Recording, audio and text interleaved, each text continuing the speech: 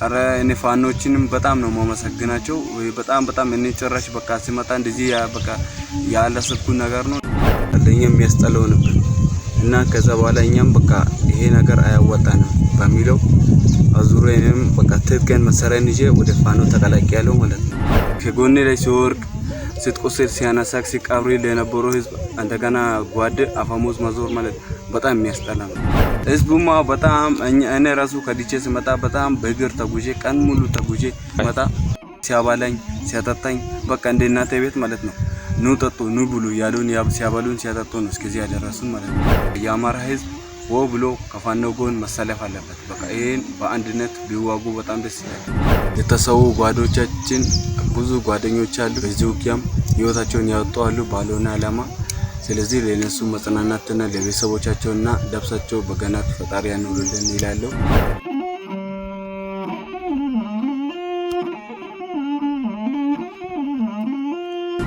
ስሜ ዳዊት አብራም ይባላል። እኔ የመጣሁት ከደቡብ ክልል ከቤንች ሸኮ ዞን ከዛ ነው የመጣሁት እና ወደ መከላከያ ተቀላቀልኩበት 2012 ዓመተ ምህረት ነው ወደ መከላከያ የገባሁት እና ሲገባ እንደዛ አልመሰለኝም።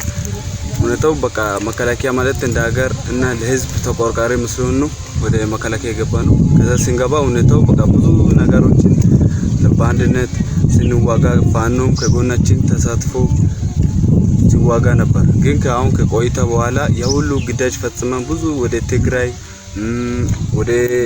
ወደ ሱዳን ምናምን ብዙ ቦታዎች ላይ ተዋግተናል። ከዛ ሁሉ ስንዋጋ ፋኖ ከኛ ጎን ነበር ሲዋጋ ነበር። ግን አዙሮ አሁን እንደምታዩት እንደገና ከገዛ ወንድም ጋር ተዙረ ተዋጋ ማለት በጣም የሚያስጠላ ነው። በቃ ለኛ የሚያስጠላው ነበር እና ከዛ በኋላ እኛም በቃ ይሄ ነገር አያዋጣንም በሚለው አዙሬንም በቃ ትጥቅን መሰረን ይዤ ወደ ፋኖ ተቀላቅያለሁ ማለት ነው።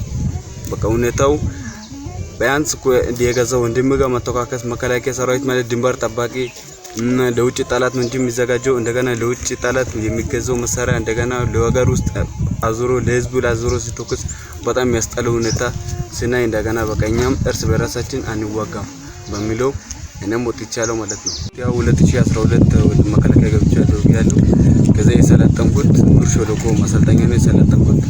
ብር ሸለቆ ማሰልጠኛ ሰልጠኛ ልክ ተማረከን ስንመረቅ ወደ ትግራይ ክልል የገባነው 33 ሰመን ምዕራብ እዝ 33ኛ የምትባል ክፍለ ጦር ነበረች። እዛ ገባሁት ራጅመንት 5 እዛ ተቀላቀልኩኝ። ሻምበል 3 ገባው እዛ ሳገለግል ቆየሁት።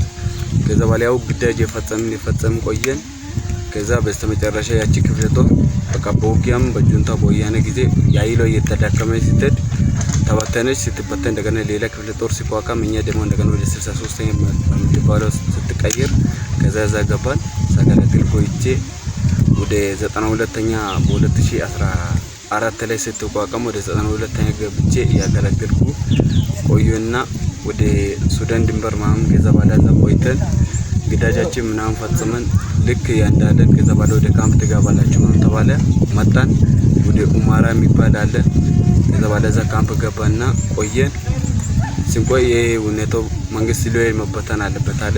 መንግስት ሊወይ ሊበተና ከዛ ሊወይ ሲበተነኛ የዛን ጊዜ ነበርና ከዛ ሲንቆይ ወደ ሳንጃ የሚባለው ላይ ከዛ ውጊያ እንደዚህ ተነስቷል እና ይሄ ሎያልቲ ትኩን ይዞ ምናምን ወደ ጫካ ተበታተነ ያለው ከሽፍታዎች ፋኖች አሉ።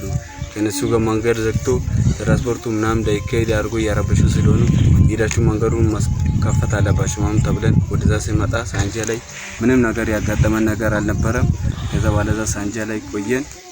ከዛ በስተመጨረሻ ሲንቆይ ይሄ አጋጣሚ ውጊያ ተነሳ ከፋኖ ጋር። ከዛ ግጭት ሲነሳ ተዋጋን። ከዛ የሆነ ከኛም የሆነ ተሰነ ጾም አይዳችም ተጎዳብን። ከዛ ባለ በስተመጨረሻ ቆይተን ወደ ጋይንት መጣን። ጋይንት ያላችሁ ማም ተወደን ወደ ጋይንት ገባን እና ቆየውና ወደ ኢስማዳምናም ተቃየርን። ብዙ ቦታዎች ለግዳጅ ሲፈጽም በቃ የሚያስጠላ ነገር እርስ በራስ ሲሆን በቃ መንግስት ያደረገ ያለው ነገር በቃ ህዝቡ ላይ በጣም የሚያስጠላ ድርጊት ስለሆነ ብዬ ቀጣ ወደ እንትን ወደ በቃ አለመንት ይቼ መውጣት አለብኝ በሚለው ወደ ፋኖ ተቀላቅያለሁ ማለት ነው። አንተ በተለይ ብዙ ክፍለ ጦሮችን ተቀላቅለሃል እየተዘዋወርክ ማለት ነው። ልዩ ኃይሉ ሲበተንም ተመልክተሃል።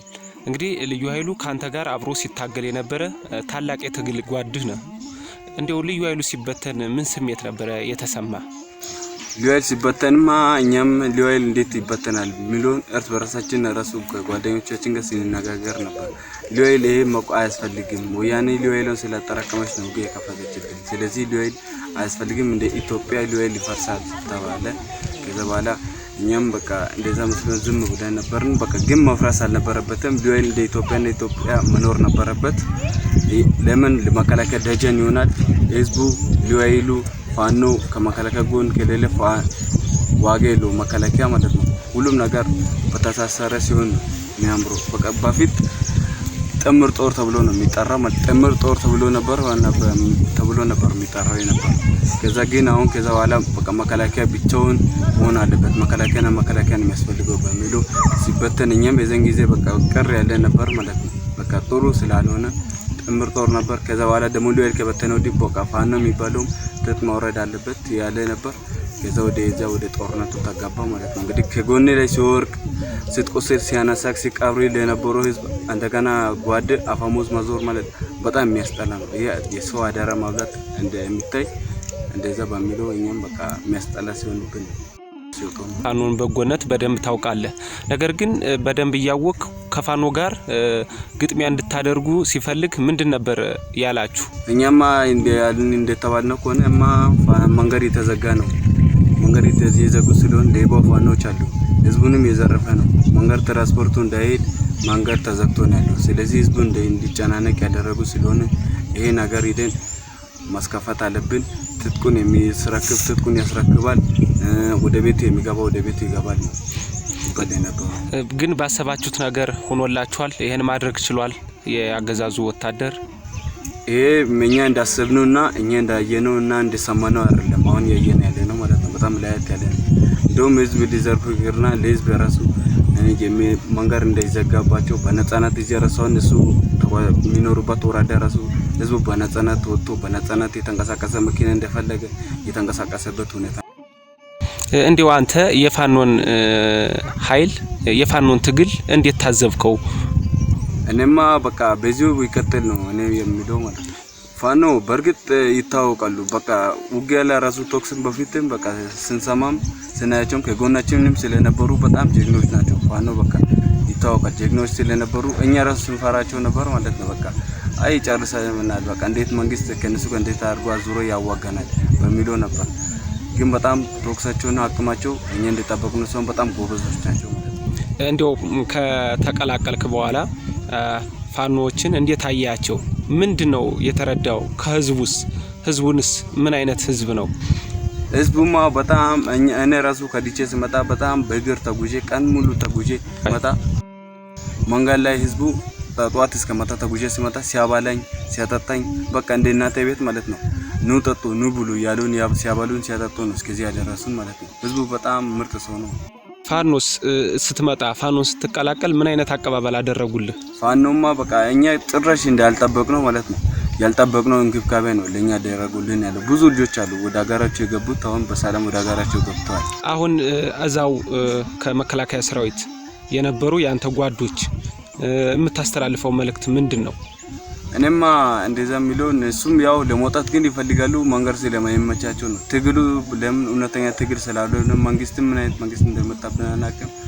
ለዛ እሱም ለመውጣት ይፈልጋሉ። ስለዚህ እነሱም ደግሞ በዚሁ መቀጠል ያለባቸው በሰላም ወደ ቤተሰቦቻቸው ወጥቶ እንደሊገቡ ነው የምፈልገው። ወይ አለዛ በቃ ፋኖ ጎን ለማሳለፍ አለባቸው የሚል መልእክት ነው ማስተላለፍ። እንግዲህ አንተ እንደ ኢትዮጵያዊነትህ በማሰብ ነው ፋኖን የተቀላቀልከው። እውነት ግን መከላከያ ነው ለህዝብ የቆመው? ፋኖ ነው ለህዝብ የቆመው? አይ ያው መከላከያ ሲባል ለህዝብ ነበር። ያው በፊት ሲነስበው የነበረው ለህዝብ ነው። በቃ መከላከያ ስሜት ሞቶም ምን ምትለው ለሀገሬ ሲባል በቃ በክብር ትሞታለ በቃ ነበር። ግን አሁን እርስ በራስ ሲሆንብን እንጂ በፊት የምናውቀው መከላከያ ለሀገር ነበር። ግን አሁን ላይ የሚታየው በቃ የሚያስጠላው ሁኔታዎች አሉ። ስለዚህ አሁን ለፓርቲ እንደምትዋጉ ገብቷቸዋል። ለብልጽግና ጠበቃ እንደቆማችሁ ገብቷቸዋል። ካገባችሁ ውስጥም አንዱ አንተ በመሆንህ ፋኖን ተቀላቅለሃል። እንደው በዚህ የተሰማ ስሜት ምንድነው? እኔማ በቃ አላማው ስለማይሆንልኝ ብዬ አላማውን ትቼ ወጥቻለሁ ማለት ነው።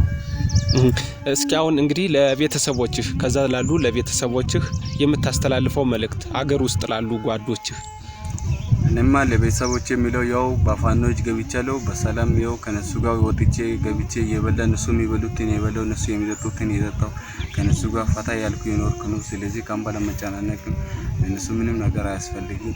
ስለዚህ ፈጣሪ ባለው ቤተሰቦቼ ጋር አሁን እገናኛለሁ። በስልክ መሆን እንደፈለኩ ያወራቸው ስለሆነ እንደው ለአማራ ህዝብ በተለይ አንተ ላለበት ለደቡብ ህዝብም አጠቃላይ ለኢትዮጵያ ህዝብ ከዚህ መንግስት ለአንዴና ለመጨረሻ ጊዜ ለመውጣት ምን ማድረግ አለባቸው ብለ ታስባለህ? የምታስተላልፈው መልእክትም በዚያው አጋጣሚ?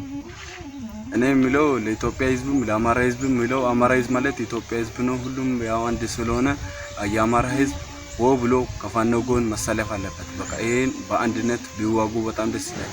አሁን በቃ በዚህ የሚሾላልኩ አሉ ማለት ነው። መንግስት ተላላኪዎች ዝም ብሎ በቃ የሌለ በገንዘብ የሚታለሉ አሉ ማለት ነው። በቃ እንደዛ መሆን የለበትም። አላማ አንድ ሆነ አንድ መሆን አለበት። ስለዚህ ሁሉም የአማራ ህዝብ በፋኖ ጎን ቢሳለፍ የበለጠ በጣም ያምራል። ስለዚህ በፋኖ ጎን የኢትዮጵያ ህዝብም በሙሉ መሰለፍ አለበት ማለት ነው። ለፋኖ የምታቀርበው ነገር አለ?